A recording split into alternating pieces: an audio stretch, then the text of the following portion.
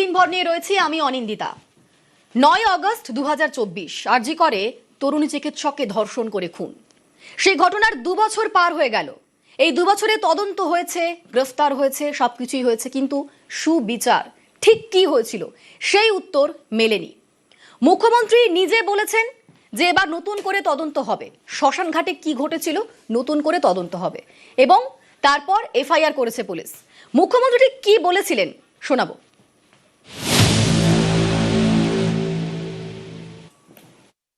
পুনর্তদন্তের ঘোষণা আজকে করে গেলাম। একটি জায়গাতে সিবিআই ইনভেস্টিগেশন করার স্কোপ নেই। Brutally rape and murder 14 August 2024 পরিকল্পিত আরজি করে ভাঙচুর আর আরজি করে ফাইন্যান্সিয়াল করাপশন, এই তিনটি বিষয় সিবিআই কে কোর্ট দিয়ে রেখেছে। রাজ্য পুলিশের ঢোকার সুযোগ নেই, কিন্তু একটি জায়গা আমি খুঁজে পেয়েছি যেখানে রাজ্য পুলিশের ঢোকার সুযোগ রয়েছে, সেটা হলো ক্রিমেশন ঘাট, Natagarh, Kadamtala, CR park, under ঘোলা পিএস।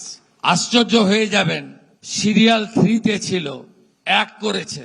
ক্রিমেশন কস্ট বাড়ির লোক দেয়নি, সিগনেচার করতে হয় বাড়ির লোককে, any close relative, no signature. এখানে নির্মল ঘোষ, সোমনাথ দে, সঞ্জীব মুখার্জি, এই 3 জন এই কাণ্ড করেছেন। সিপি ব্যারাকপুর হেয়ার, এটাতে সিবিআই নেই। Please start new case and take appropriate action. এরপরেই নতুন করে এফআইআর করেছে পুলিশ। তবে সেই এফআইআর কিসের ভিত্তিতে? একটা চিঠির প্রেক্ষিতে। চিঠি, অভয়ার বাবার চিঠি। দেখুন, সেই এক্সক্লুসিভ চিঠি রয়েছে আমাদের হাতে, আমরা দেখাচ্ছি নিউজ 18 বাংলায় সেই চিঠি এক্সক্লুসিভলি। অভয়ার বাবার এই চিঠিতে ছত্রে ছত্রে রয়েছে নিষ্ঠুরতার উল্লেখ। চিঠির ছত্রে ছত্রে ভয়ঙ্কর নিষ্ঠুরতা। চিঠিতে স্পষ্ট তৃণমূল নেতাদের গুন্ডামি। অভয়ার দেহ কার্যত ছিনতাই করে সৎকার করা হয়েছিল অভিযোগ করছেন অভয়ার বাবা। এমনকি সৎকারের যে ধর্মীয় আচার সেগুলো পালন করতে দেওয়া হয়নি। শ্মশানে যে সার্টিফিকেট, সেই সার্টিফিকেটে বাড়ির কারোর, পরিবারের কারো সই ছিল না। সই ছিল কার? তৃণমূল নেতার। অভিযোগ করছেন অভয়ার বাবা যে সেই সার্টিফিকেটেই তড়িঘড়ি দাহ করা হয় অভয়ার দেহ। এমনকি প্রিয়জনদের শেষ দেখার সুযোগটাই দেননি নির্মল ঘোষ অ্যান্ড কোম্পানি। নির্মল ঘোষই প্রভাব খাটিয়ে দ্বিতীয় ময়না তদন্ত আটকে দেন। অভিযোগে 3 জনের নাম রয়েছে। তৎকালীন বিধায়ক শ্রী নির্মল ঘোষ, 17 নম্বর ওয়ার্ডের কাউন্সিলর সোমনাথ দে, প্রাক্তন কাউন্সিলর সঞ্জীব মুখার্জি। এই সোমনাথ দের নেতৃত্বেই দেহ ছিনতাই। এবং এই যে সঞ্জীব মুখার্জি, প্রাক্তন কাউন্সিলর, এই সঞ্জীব মুখার্জি সই করেছিলেন সার্টিফিকেটে, শ্মশানের সার্টিফিকেটে সই করেছিলেন তিনি।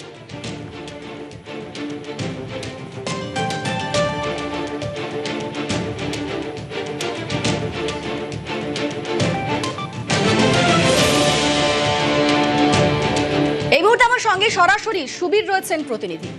সুবীর, এই 2 বছরে অনেক কিছুই হয়েছে এবং অভয়ার বাবা মা বারবার কাকুতি মিনতি করেছেন সুবিচার পাওয়ার জন্য, কিন্তু আসল উত্তরটা, অর্থাৎ সেই রাতে ঠিক কি ঘটেছিল এবং তারপর দেহ সৎকারের সময় শ্মশানেও যে একের পর এক গুন্ডামি করেছে তৃণমূলের নেতারা, তা তো অভয়ার বাবার চিঠিতে স্পষ্ট। আর কি কি রয়েছে চিঠিতে?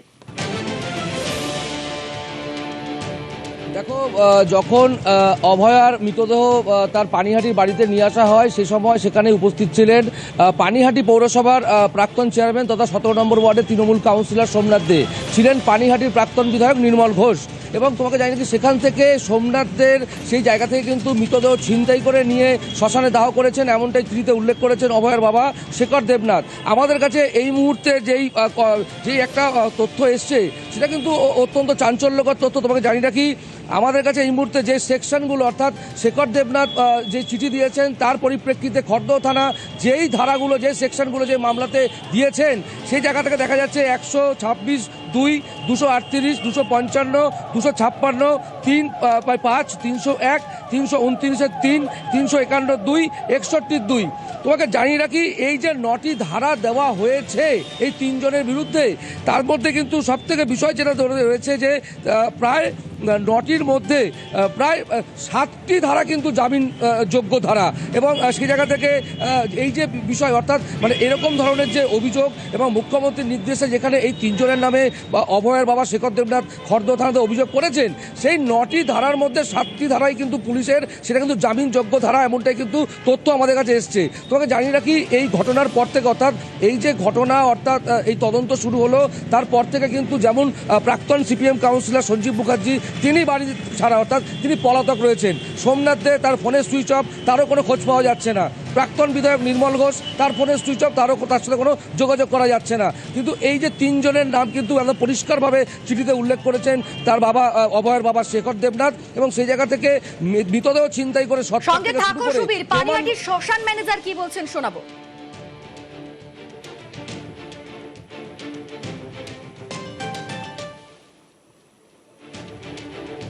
তিলোত্তমার মৃতদেহ যখন দাহ করা হয়, সেটা কি দুটো বডির মানে ছেড়ে দিয়ে মানে রেখে দাহ করা হয়েছিল? হ্যাঁ, কেন? তো ভিড় ভাট্টা ছিল, তো সেই জন্য ভিআইপি ছিল। ভিআইপি তো একটা আলাদাই ফেসিলিটি পায়।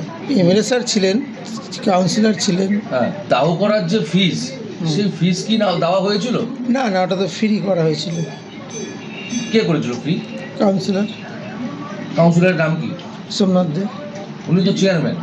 এখন চেয়ারম্যান হয়েছিলেন, তখন কাউন্সিলর ছিলেন। দাহ করার যে কাগজ, সেখানে নাকি তিলোত্তমার বাবা মার সই ছিল না?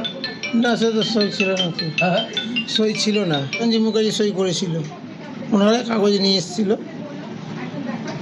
সোমনাথ দে, সঞ্জীব মুখার্জিরাই কাগজ এনেছিল। তো মা বাবারা কাগজ এখানে আমার কাছে এখানে পৌঁছায়নি, ওনারা বডির কাছেই ছিলেন। তাই এনারাই কাগজপত্র পেপার ওয়ার্ক করছিলেন, তেনারাই সই সাবত করেছিলেন, আর মা বাবা বডির কাছে ছিলেন।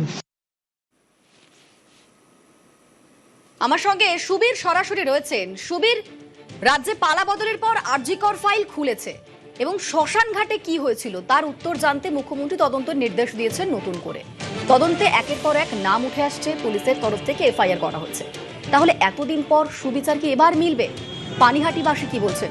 অভয়ার বাবা মা তো নিশ্চয়ই একটা আশা করেই, একটা এত নিশ্চয়ই বড় কিছু হবে এই আশা করে চিঠিতে দিয়েছেন, চিঠিতে উল্লেখ করেছেন সবার নাম।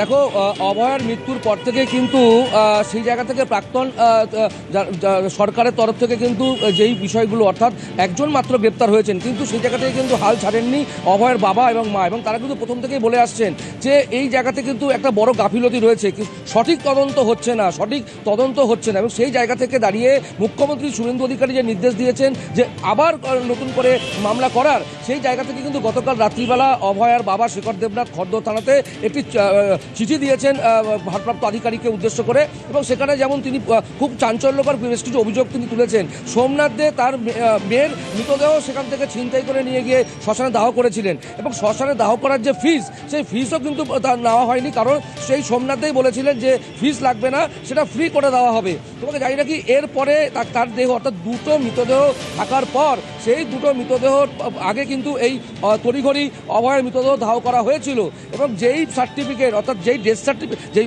শ্মশান সার্টিফিকেট, সেখানে কিন্তু সই করেছিলেন সঞ্জীব মুখার্জি।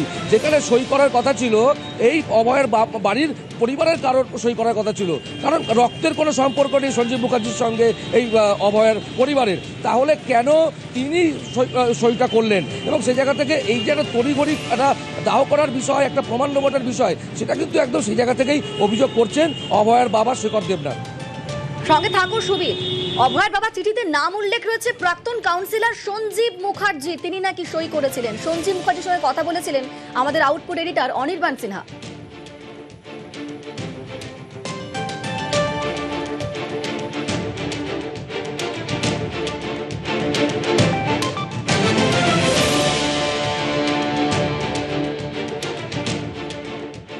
সঞ্জীব বাবু, এই যে অভয়ের বাবা অভিযোগ করেছেন আপনার বিরুদ্ধে যে আপনি সই করেন শ্মশানের যে শেষ কাগজপত্র দাহ করবার আগে, যে কাগজপত্রে পরিবারের কারো সই ছাড়া দাহ করতে দেওয়া হয় না, সেই কাগজে আপনি সই করেন। এটা কি সত্যি? এই অভিযোগ কি সত্যি? সই তো আমার আছে একদম স্পষ্ট, পুরো নাম দিয়ে লিখে করেছি, মানে শর্ট সিগনেচার করেও নিইনি। নিচে আমার ফোন নাম্বার, টেলিফোন নাম্বারটাও দিয়ে রাখা আছে।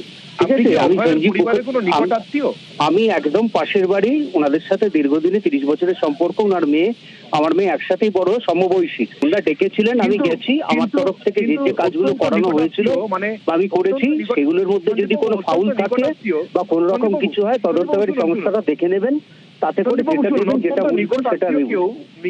নিজের বাবা বা মা যেখানে উপস্থিত রয়েছেন, সেখানে আপনি হঠাৎ সই করতে গেলেন কেন? আপনি এরকম পরোপকার প্রায়ই করে থাকেন। আর আমার অঞ্চলের লোকেরা, পানিহাটির লোকেরা জানেন যে এরকম কোভিডের সময় থেকে, তারও আগের থেকে, তারও পরে এরকম এগুলোতে সই করেছেন তাদের পরিবার ছাড়া, মানে আপনি এর আগে এরকম আরো মরা পুড়িয়েছেন সই করি। হ্যাঁ হ্যাঁ, কারণ কেন করছেন এগুলো? কোভিডের সময় এটা হচ্ছে ঘাট সার্টিফিকেট, আর ওইখানে লেখা দেখুন, লেখা আছে সংবাদদাতা। ওখানে কোথাও লেখা নেই, লেখা থাকে না যে পরিবারের কেউ বা নিকটাত্মীয় কেউ। অভয়ার পরিবার আপনাকে বলেছিল দায়িত্ব নিতে? অবশ্যই, না বললে তো কি করে হয়? বলছেন যে আপনারা দেহটা কার্যত ছিনতাই করেছেন এবং তড়িঘড়ি উড়িয়ে দেওয়ার জন্য এই কাজটা করেছেন। আমি মিডিয়াতে এর থেকে বেশি বলতে পারবো না, আমি তদন্ত সংস্থাকেই বলবো। স্থানীয় বিধায়ক নির্মল ঘোষের কি ভূমিকা ছিল সেদিনকে, আপনি কি দেখেছেন? আমি বলতে পারবো না। আমার প্রশ্নটা আপনি আমাকে করছেন, আমি উত্তর দিচ্ছি। আপনি নির্মল ঘোষকে সেদিনকে দেখেননি ওখানে তদারকি করতে, দ্বিতীয়বার ময়না তদন্ত আটকাতে, যেগুলো বলছেন অভয়ার বাবা, সেগুলো কি ঘটেছিল ওখানে আপনার সামনে? আমি ওখানে কয়েক হাজার লোক ছিলেন, দেখেছি। অনেককে চিনি, অনেককে চিনি না। পুলিশে ছিলেন, সবাই ছিলেন। তো দেখবো না কেন? আমি ওনাদের সাথেই ছিলাম, ওনাদের সাথেই এসেছি। আর আমি কিন্তু আলাদা করে নির্মল বাবুর সাথে বা অন্য কারোর সাথে ছিলাম নয়। সঞ্জীব মুখোপাধ্যায় তার বক্তব্য আমরা শুনলাম, যেখানে তিনি স্পষ্টত এড়িয়ে গেলেন আমাদের সমস্ত প্রশ্নের উত্তর। তিনি এড়িয়ে গেলেন এই প্রশ্নগুলোর উত্তর। তবে আজ অভয়ার বাবার যে চিঠি প্রকাশ্যে এসেছে, সেখানে রীতিমতো নিষ্ঠুরতার উল্লেখ রয়েছে। তৃণমূল নেতারা কিভাবে প্রভাব খাটিয়ে মেয়ের দেহ ছিনতাই করেছিল সেই অভিযোগ করেছেন অভয়ার বাবা। একটা মেয়ে, সে নাইট ডিউটি করতে গিয়েছিল আরজিকর হাসপাতালে, কিন্তু সেখানে ঘটে গেল এই নৃশংস ঘটনা। আর তারপর কি হলো? তারপর হয়তো প্রমাণ লোপাটের জন্য, একথা উল্লেখ করেছেন অভয়ের বাবা, হয়তো প্রমাণ লোপাটের জন্যই তড়িঘড়ি দেহ সৎকার করে দেওয়া হলো। পরিবারের কেউ সই করলো না, পরিবারের বদলে সই করলো এই সঞ্জীব মুখার্জির মতো লোকেরা, তৃণমূলের নেতারা। একটা মেয়েকে, একটা তরুণীকে এক লহমায় বডি বানিয়ে দিল তারা।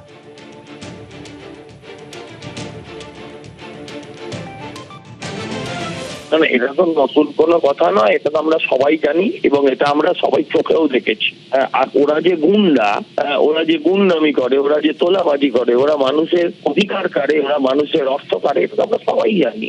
এটা আমরা সবাই জানি। আমরা চাই এই যে নতুন ভাবে মামলা শুরু হয়েছে, এই মামলা শুরুর প্রথম দিনেই যেন এই সমস্ত কটা আসামি, একটা বোধহয় ভেতরে আছে, বাকিরাও যেন সবাই ভেতরে ঢোকে। এবং এটাও যেন না হয় যে, আমি জানি না এই মামলার বিধান কি আছে, আমাদের সংবিধানে আইন কি আছে, যে আজকে ঢুকে কাল যদি বেরিয়ে যায় তাহলে সেই মানুষের আস্থা হারায়, তখন মানুষ সংবিধানের কথা বোঝে না। এই ধরুন সুপ্রিম কোর্ট রায় দিয়েছে, মানুষের ধারণা অন্যদিকে চলে যাচ্ছে।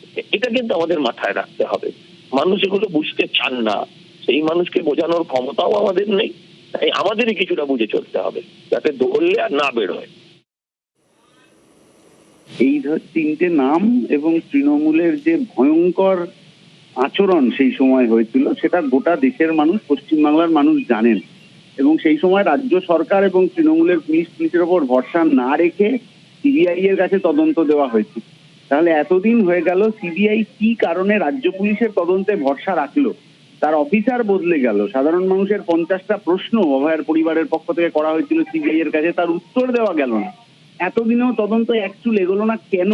এইগুলোরই আরেকটা না তদন্ত করতে হয়। বিরলের মধ্যে বিরলতম অপরাধ, সেই ক্ষেত্রে যদি সিবিআই এই ধরনের তদন্ত করে, যার জন্য আবার নতুন করে এসআইটি গঠন করতে হয়, তাহলে আসলে সর্ষের মধ্যে ভূত লুকিয়ে আছে বলে আমাদের ধারণা। অভয়াদের বিচারের দাবিতে এখনো মানুষ রাস্তায় নামছেন এবং আমরা চাইছি যে দ্রুত তদন্ত শেষ করে সমস্ত তথ্য প্রমাণ সেই সময় সিবিআই যা জোগাড় করেছিল, এখন তো আর কিছু পাওয়া যাবে না, সেইগুলো আবার এক জায়গায় এনে প্রকৃত দোষীদের যথাযথ শাস্তি দেওয়া হোক এবং কি ষড়যন্ত্র হয়েছিল সেটা গোটা ভারতবর্ষ, বাংলার মানুষের সামনে জানানো।